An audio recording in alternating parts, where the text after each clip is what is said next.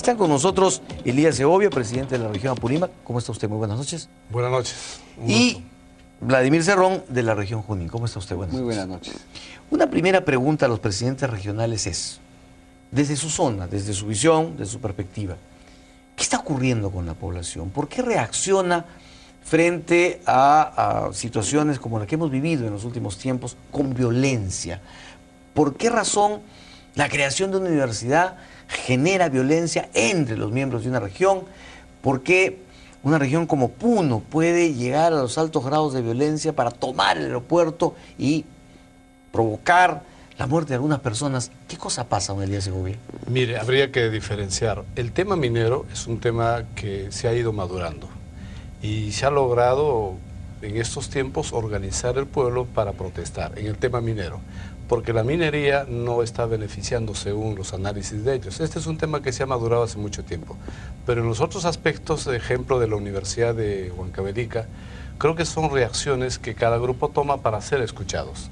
Esto nos muestra que no hay presencia del Estado, del gobierno central y a veces incluso del gobierno regional en estar evaluando y compartiendo los problemas que hay para tener solución. Y creo que eso se ha madurado y está desarrollándose acciones de violencia por falta de haber sido escuchados con anticipación. Don Vladimir Cerrón. Claro, bueno, ya es sabido que no hay nada más poderoso que cambie la psicología de los hombres y de los pueblos que la economía. O sea, que hay un problema económico de trasfondo, por ejemplo, con las universidades. Se dice que no les va a afectar nada en su presupuesto, pero sin embargo sí lo afecta. Por ejemplo, la distribución del canon ya no puede ser igual. Antes en Junín teníamos una sola universidad, la Universidad del Centro, ahora tenemos 3. Entonces lo que antes recibía 224.000 soles, ahora recibe 72.000 soles de canon. Entonces afecta frente a un presupuesto que ya lo habían pensado para el próximo año. Entonces eso es uno. Lo otro es de que a las comunidades campesinas me parece que no se les está tomando en cuenta ni siquiera en la consulta. Acuérdense que el Congreso no ha tenido el mayor interés de aprobar la consulta de los pueblos, que seguramente lo va a aprobar este gobierno que viene. Entonces, ¿qué se hubiera ganado? Se ha ganado simplemente 6 meses en ponerlo en stand-by, pero ha costado una cantidad de muertos para aprobarlo finalmente, ¿no? Don Elías Segovia, entonces, estamos frente a una irresponsabilidad del gobierno central, del Congreso, para dictar normas que generan esta división de recursos económicos. ¿Qué hay de los gobiernos regionales en términos de su ejecución presupuestal, de gastar un dinero que tiene en el Banco de la Nación y que a veces en el 50-70% tienen que devolverlo al Tesoro al final de año porque no lo han podido gastar? Sí, este es un tema que me da mucho gusto que lo pregunte por lo siguiente. Mucho se comenta de que los gobiernos regionales no tienen capacidad de gasto por muchas razones, y eso es una mentira. En el gobierno central se ha dado muchas facultades a un solo ministerio, que es el Ministerio de Economía, que dicta normas cada día, dicta normas que salen un día y a la semana se recoge. Ejemplo, el decreto de urgencia 012, que bloquea el gasto de la inversión pública. Y yo le quiero poner un solo ejemplo. La ley de Procompite se ha dado hace 2 años. Se ha instalado todos los requisitos para implementar en Apurímac.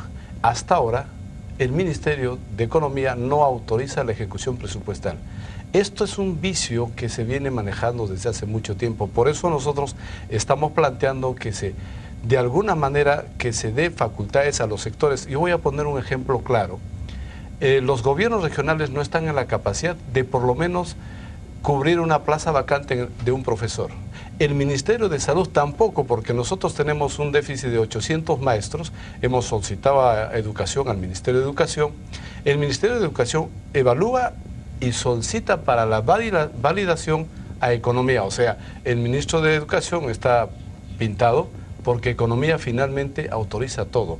Estos detalles generan violencia y reacción. Entonces, lo que nos dice usted es que el MEF en realidad, en lugar de ayudar a que ustedes gasten bien, les pone trabas, porque lo que nos dicen, obviamente desde la época del SNIP, es ustedes presentan proyectos que no pasan el SNIP, porque simplemente no están o bien elaborados, o son el monumento al clip, el monumento al caballo de paso, en fin, ese tipo de cosas. No, creo que los monumentos se hacen en Lima más que en las provincias. Lo que nosotros transmitimos es lo siguiente. Ejemplo, el SNIF es un instrumento. Yo quiero transmitir lo siguiente. Apurímac, Ayacucho y Huancavelica Estamos pidiendo al nuevo gobierno que el SNIF sea diferente porque es un pueblo que ha estado en un conflicto armado. Y el SNIF que manejan desde Lima no puede ser igual para estas 3 regiones. De manera que el SNIF se convierte en un instrumento para bloquear la inversión. Y es mentira que los gobiernos regionales planteen monumentos. Eso es mentira, sino es el argumento para echar la culpa a las regiones, a los municipios y no ver al fondo el tema de que el Ministerio de Economía es el superministerio que bloquea todo. Don Vladimir Cerrón, ¿piensa usted lo mismo? Estoy totalmente de acuerdo en el sentido de que el Ministerio de Economía para nosotros es una traba muy grande. No hay otra respuesta que sea la palabra no, para todo. Desde el conserje que nos recibe hasta el propio ministro. Pero ¿no encuentran ustedes que algo de razón tiene que haber? Los técnicos del MEF no pueden tampoco bloquear gasto así porque sí. Yo creo que es absurdo hasta a veces sus respuestas. Le voy a poner el ejemplo de Junín. Nosotros decíamos 220 millones, ¿no?, con Vladimiro Guaro, que el gobierno anterior. En este año nos redujeron a 73 millones y hemos ejecutado ya 60 millones. Sin embargo, para el 2012 me están dando 51 millones. Entonces, ¿dónde está la justificación? ¿No? Entonces, o sea, a usted le están reduciendo año a año. Mucho más, así es. Y para el 2012, que es un presupuesto que debe salir ni siquiera en septiembre. O sea, esto por cuestión moral debe dejarse inclusive para el próximo gobierno. Ahora, ¿qué sucede con este decreto 012? Por ejemplo, no permite devengar el dinero. Entonces va a ser posible solamente septiembre o en noviembre, cuando ya no se puede ejecutar nada y se tiene que revertir. Entonces nuevamente viene el San Benito de que los gobiernos regionales son incapaces, no pueden gastar y se hace una cadena. Entonces yo creo que esto es algo sistematizado, es algo planeado para hacer quedar mal a los gobiernos locales y regionales. Nosotros tenemos múltiples trabajos, proyectos, tenemos un déficit de 240 millones en Junín para poder ejecutar todas las obras que ha propuesto el gobierno. Pero obras anterior, que son realmente importantes para la población. Estamos hablando de agua potable, estamos hablando, y no plazas de armas, coliseos de toros. De ninguna manera. Estamos hablando de hospitales, por ejemplo, que es imprescindible, y no solamente hospitales generales, sino hospitales ya especializados. Yo creo que las regiones ya deben especializar sus hospitales, que es un punto bastante clave. Estamos hablando de movilización de campaña por alfabetización regional, por ejemplo, que lleva un monto casi de 30 millones. Estamos hablando de proyectos como el túnel transandino, como el aeropuerto internacional o el gasoducto, que es sumamente importante para el desarrollo regional. Don Elías Segovia, se dice que en las regiones a las que ustedes pertenecen, por ejemplo, la minería ha reemplazado al Estado. Ya ustedes no hacen escuelas, no hacen postas, porque dicen que lo hagan las mineras. Y entonces hay una suerte de sensación de que se ha abandonado, ¿no es cierto?, la verdadera tarea del Estado, y ustedes son Estado, así es, para que todo le sea reclamado a las empresas mineras. ¿Cuál es la relación minería, sociedad, autoridades en su región? Y lo otro que dicen es, no solamente es eso, sino que nos quieren aplicar una territorialidad, una zonificación económica que nos va a limitar en las concesiones, con lo cual las regiones se perjudican porque van a tener menos canon. Mire, hay un detalle. En realidad el canon, voy a aclarar, no existe. Porque el canon, que se le habla mucho, es una tributación que se cobra y se da a las regiones. 2, la ausencia del gobierno en las zonas mineras es tangible, lo podemos medir, pero ahí la ausencia... Ustedes son Estado, sí, también. Estamos trabajando. Ahora, nosotros en Apurímac estamos transmitiendo a la población que no hay conflicto social, sino conflicto de intereses económicos entre la empresa minera y los dueños del territorio, que son las comunidades campesinas. Lo que estamos trabajando es que nos sentemos todos y que el beneficiado, que también sea la comunidad campesina. Los beneficiarios sean la empresa minera, pero también la comunidad campesina.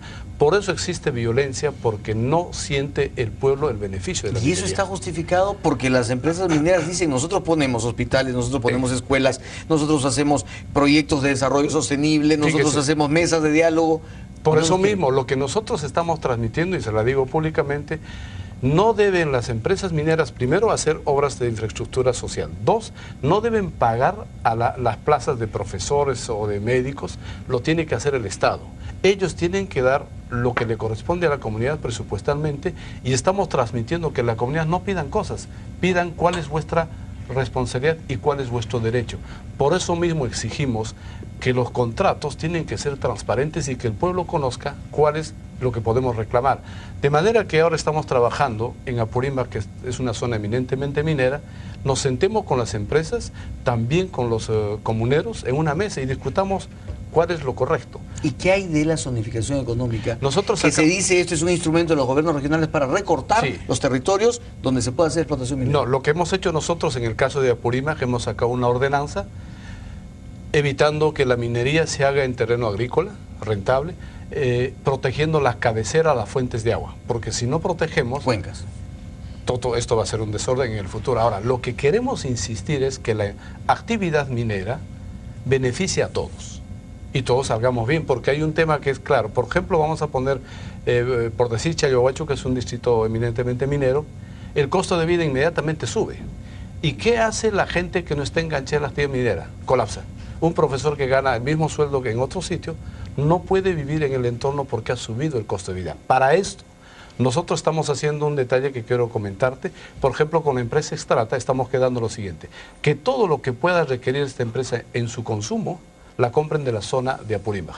Para esto la región tiene que promover producción. Y calidad. Y calidad y cantidad. Claro. Porque si no, tampoco, ¿qué vamos a exigir? De manera que este sistema va a beneficiar a los productores agrícolas, pecuarios, a los que están en la mina y también a la empresa. Don Vladimir Cerrón, ¿qué piensa usted? Bueno, sería antihistórico ser antiminero en un país minero. Eso lo hemos dicho varias veces. Tenemos buenas relaciones con toda la minería, por lo menos en Junín hemos podido llegar a varios acuerdos. Hemos emitido también una ordenanza regional en el cual nosotros estamos determinando que se trasladen los domicilios fiscales, por ejemplo, a las regiones donde están operando las mineras. Eso no le va a significar un centavo más al gobierno regional, pero sí nos va a subir en el ranking de tributación, que es un indicador que miran los empresarios nacionales y extranjeros para invertir en las regiones. Es algo, por ejemplo, que ya están, me parece que se están poniendo al día y me parece muy bien. El otro punto es de que las comunidades aledañas entren como accionistas, y eso se da en Cemento Andino, por ejemplo. Y la Sociedad Nacional de Industria y Petróleo nos ha dicho, de Minería y Petróleo nos ha dicho, así van a espantar la inversión minera. No, por el otro lado nos han dicho, está bien, porque eso nos ha facilitado obtener la licencia social. Es decir, damos facilidades, pero que no lo vean ya de antemano como algo negativo. Ahora, la minera es cierto que puede hacer varias obras por impuestos, por ejemplo, pero sin embargo, si esa obra por impuestos no le beneficia a ellos, no lo quieren hacer. Por ejemplo, si voy a asfaltar una carretera, pero si la carretera va a la mina, lo hago, por obra por impuestos. Pero si la carretera va a otro sitio, no lo hago. ¿No tiene una lógica económica eso? Por supuesto. Entonces, pero no tiene una lógica económica que quien invierta también le saque un provecho. Sí, tiene, pero también debe satisfacer las necesidades vitales de la región. Por ejemplo, nosotros el acceso a la selva es bien difícil y es una zona BRAE, una zona roja, una zona donde ni siquiera hay turismo. Pero eso no debería hacerlo el gobierno regional con su canon, con sus regalías, con su aporte voluntario. Con el canon de 50 millones es bien difícil. Muy bien. Señores presidentes, muchísimas gracias por esta presencia.